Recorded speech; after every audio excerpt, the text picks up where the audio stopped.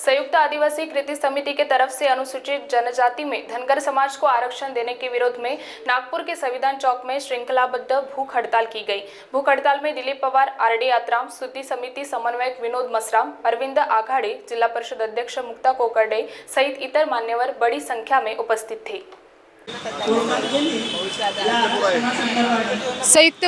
संयुक्त आदिवासी कृती समितीच्या द्वारे कालपासून बेमुदत साखळी उपोषणाला सुरुवात झालेली आहे। या उपोषणाद्वारे आमच्या 4 प्रमुख मागण्या आहेत की कुठल्याही इतर जातींना अनुसूचित जमातीमधून आरक्षण देण्यात येऊ नये। आदिवासी संग्रहालय सुराबर्डी येथे जे मंजूर झालेले आहे ते इतरत्र कुठेही हलवण्यात येऊ नये, कारण की नागपूर हे ठिकाण सर्वांसाठी सोयीचं आणि मध्यस्थ पडतं, त्यामुळे सुराबर्डी संग्रहालय हे इतरत्र कुठेही हलवण्यात येऊ नये। तसेच तिसरा आमचा मुद्दा आहे की कंत्राटी पद्धतीने भरती करण्यात येऊ नये, कारण की कंत्राटी पद्धतीने कागदावर हा पगार खूप दाखवला जातो आणि मुळात हा ज्यांना कंत्राटी जो आहे कर्मचारी त्याला मुळात हा पगार कमी मिळतो आणि कंत्राटी पद्धतीने जर शासकीय भरत्या करण्यात आल्या तर कंत्राटी पद्धतीमध्ये आरक्षणानुसार ह्या भरत्या राहणार नाही, म्हणजेच मुळातच याच्यामध्ये आदिवासींना कुठल्याही प्रकारचं स्थान राहणार नाही। म्हणून कंत्राटी पद्धतीने ज्या भरत्या आहे त्या करण्यात येऊ नये असा आमची तिसरी मागणी आहे। विशेष भरती जे आदिवासी लोकांसाठी विशेष भरती असते ती विशेष भरती नियमितपणे घेण्यात यावी आणि त्यांच्यामध्ये विशेष भरतीमध्ये आमच्या आदिवासी जमातीचा समावेश असायला पाहिजे। ह्या आमच्या 4 प्रमुख मागण्या आहे।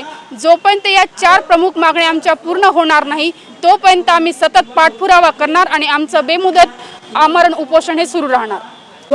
हम आदिवासी कृति समिति के अंतर्गत ये आंदोलन शुरू किया गया है और आप लोगों के मार्फत में हम सरकार को एक सूचना देना चाहते हैं कि आप जो भी आदिवासी समाज के साथ में जो गलत व्यवहार हो रहा है इसे जल्दी से जल्दी बंद करें और अपने किए हुए कामों को वापस लें। हमारी प्रमुख मांगे 4 तरीके की हैं, जिसमें सबसे पहली ये है कि हमारे आरक्षण में धनगर या किसी भी समाज के अन्य समाज के लोगों को हमारे समाज में आरक्षण ना दिया जाए।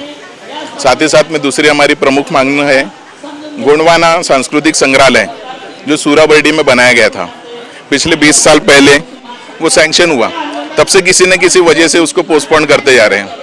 अब जब उसके ऊपर में प्रोजेक्ट पे अभी 1.5 से 2 करोड़ रुपए खर्चा कर चुके हैं कंपाउंड वॉल पे, उसके बावजूद में अभी उस सांस्कृतिक संग्रहालय को इन लोगों ने 4 गांव जैसे दुर्गम एरिया में ट्रांसफर किए।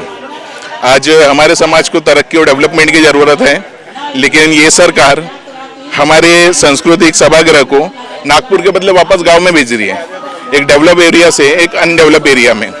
तो इनकी मानसिकता हमको सगाई दे रही है, समझ में आ रही है। साथ ही साथ हमारी एक और मांगनी है सबसे इम्पोर्टेंट, ये जो प्राइवेटिज्म कर रहे हैं, मतलब ये एक प्रकार की सरकार की एकदम गंभीर साजिश है, जिस माध्यम से वो हमारे आदिवासी समाज का बहिष्कार करना चाह रहे हैं या जिस प्रकार से वो अभी डेवलप हो रहे हैं वो उनकी ताकत खत्म करना चाह रहे हैं। तो ये सरासर गलत सरकार की जो गलत नीयत है, हम लोगों का इसके खिलाफ में प्रदर्शन चालू है। साथ ही साथ में अभी बोगस लोगों की बहुत सारी भर्ती हुई थी, हमारे संस्थाओं ने, हमारे वकीलों ने, सारों ने लड़के भिड़ के उनको बोगस करके साइड कर दिए। सुप्रीम कोर्ट का आदेश आया है कि वो जो विशेष भर्ती है आदिवासी लोगों की, जो जगह खाली है उसके जल्द से जल्द भर्ती की जाए, लेकिन वो ऑर्डर आने के बावजूद भी अभी तक उसके ऊपर कोई कार्रवाई नहीं करी। तो सरकार से हमारा निवेदन है कि वो भर्ती भी पहले जल्दी से जल्दी की जाए। जय सेवा, जय आदिवासी। सरकारनं हे जातीचं राजकारण बंद करावं। निवड आदिवासी सोबत गडचिरोली जिल्ह्यासारख्या जिल्ह्यामध्ये जाऊन नृत्य केल्याने होत नाहीये।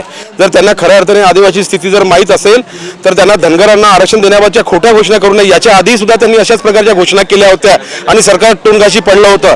मराठ्याच्या बाबतीत त्यांनी अशा घोषणा केल्या आणि तोंडगाठी पडलं। आता भामटा बाबतही त्यांनी अशीच घोषणा केली आणि तोंडगाशी पडली आणि त्यांना शब्द मागे घ्यावं लागलं। त्यामुळे आता अशा प्रकारच्या निवड राजकारणासाठी अशा प्रकारचं चुकीच्या जातीला आदिवासीमध्ये घेण्याचं समाज करण्याचं त्यांनी अशा प्रकारचं राजकारण खेळू नये आणि त्यांना खऱ्या अर्थानं जर आदिवासी माहीत आहे हे कसे आहे तर त्यांनी खऱ्या आदिवासीवर अन्याय होऊ देऊ नये.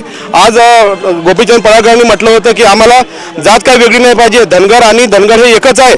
धनगर आणि ओरांग ही स्वतंत्र जात आहे. जेव्हा महाराष्ट्र गव्हर्नमेंट आणि MP गव्हर्नमेंट हे जेव्हा एकत्र होतं CP आणि बेरार, तेव्हा धनगर आणि ओरांग ही जात होती, जमात होती. आणि जेव्हा महाराष्ट्राची त्याची फाळणी झाली त्यावेळेला त्या कोणा एकाही व्यक्तीवर अन्याय होऊ नये म्हणून ती जशान तशा सगळ्या जाती महाराष्ट्रामध्ये घेण्यात आलेल्या होत्या. परंतु धांगड आणि ओरांग ही स्वतंत्र जमात आहे आणि ती मध्य प्रदेश, छत्तीसगड, बिहार आणि ओडिसा या राज्यामध्ये उपलब्ध आहे.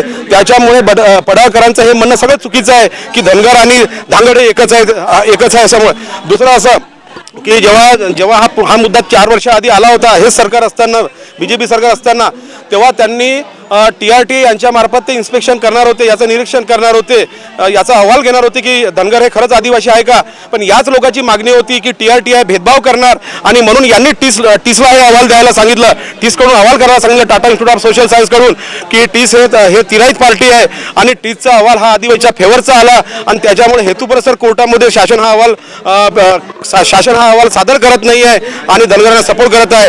सरकारला एकच विनंती आहे की सरकारने निवड वोटिंगच्या राजकारणासाठी खोट्या जमातीला, खोट्या जातीला आदिवासी आणण्याचा प्रयत्न करू नये, एवढंच माझं सांगणं आहे.